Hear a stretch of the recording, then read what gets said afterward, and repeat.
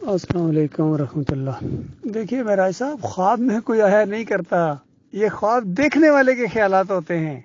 یہ نقطہ ہے بڑا اہم۔ خواب دیکھنے والا خواب دیکھتا ہے، جس کو خواب میں دیکھ رہا ہے اس کو پتہ بھی کوئی نہیں ہوتا ہے۔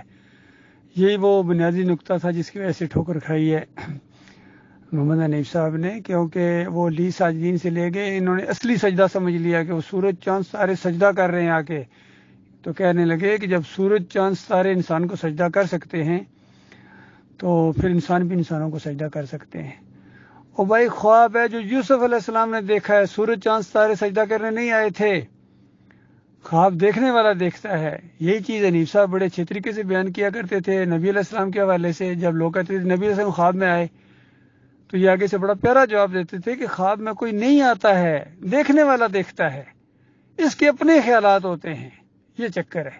جس طرح نبی علیہ السلام نے خواب میں دیکھا کہ بیت اللہ کا طواف کر رہے ہیں، تو یہ نبی علیہ السلام کے خیالات تھے، اور اللہ تعالیٰ نے اس کو پھر بعد میں سچا کر دیا۔ نبی کا خواب چونکہ وہی ہوتا ہے، تو یہ نہیں کہ وہ بیت اللہ آیا تھا یہاں مدینے میں، ایسا نہیں ہوا تھا۔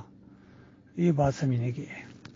یہ بہت بڑا دھوکہ دیتے ہیں ایک دوسرے کو، اور یہ سارے لگے۔ غلام اللہ کہتے ہیں کہ ابراہیم علیہ السلام مجھے خواب میں آئے، یہ جو پنج پیری غلام اللہ کہتا ہے ابراہیم علیہ السلام خواب میں آئے اور مجھے کہا کہ بیٹے بہت توحید کا تو کام کر رہا ہے، جاری رکھ جاری رکھ۔